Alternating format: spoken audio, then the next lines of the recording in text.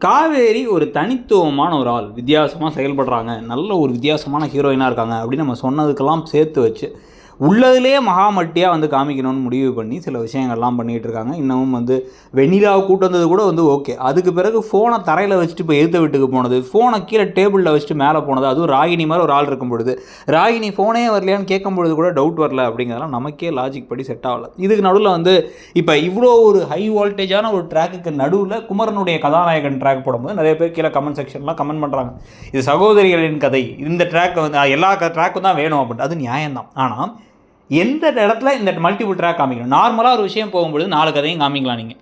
ஆனால் வந்து இவ்வளோ சீரியஸான ஒரு விஷயம் போகும்போது சம்மந்தமே இல்லாமல் இதை விட்டுட்டு போய் ஒரு கதாநாயகன் காம்படிஷனில் கலந்துக்கிறாருங்கிறத காமிச்சு இந்த கதைக்கு அந்த கதைக்கு சம்மந்தமே இல்லாமல் கொண்டு போனால் 20 நிமிஷத்துக்குள்ள 2 படம் பார்த்த மாதிரி தான் நமக்கு இருக்கும். ஸோ அப்போ வந்து பார்த்திங்க அப்படின்னா இதில் நமக்கு நிறைய விட்டு போயிடுது. இதில் வேறு வந்து இப்போ காவேரி ஹாஸ்பிட்டலில் வச்சு அவர் வந்து கணவர் தானே, அவர் தான் நல்லா பார்த்துக்கிட்டாரு அப்படின்னு வெண்ணிலாவுடைய கணவர்னு தன்னுடைய கணவரை சொல்கிறத கேட்டு மனம் உடஞ்சி போய் இவர் வந்து அதே சமயத்தில் ஆஃபீஸுக்கு போக உடனே இவங்க வந்து வேகமாக கிளம்பி எங்கேயாச்சும் கிளம்பி போகலான்னு முடிவு பண்ணி போகிறதோ, இப்போ இவர் வந்து திருப்பி ஹாஸ்பிட்டலுக்கு வர வேண்டிய சூழ்நிலை ஏற்பட்டு காவேரி இங்கே வந்தாங்க, அதுக்கப்புறம் வீட்டுக்கே வரலங்கிறது தெரிஞ்சு காவேரி காணாமல் போயிட்டாங்கன்னு ஒரு பெரிய இடி விழுந்து இப்போ என்ன செய்ய போகிறாரு அப்படின்னு கதையை கொண்டு போகிற மாதிரி தான் தெரியுது.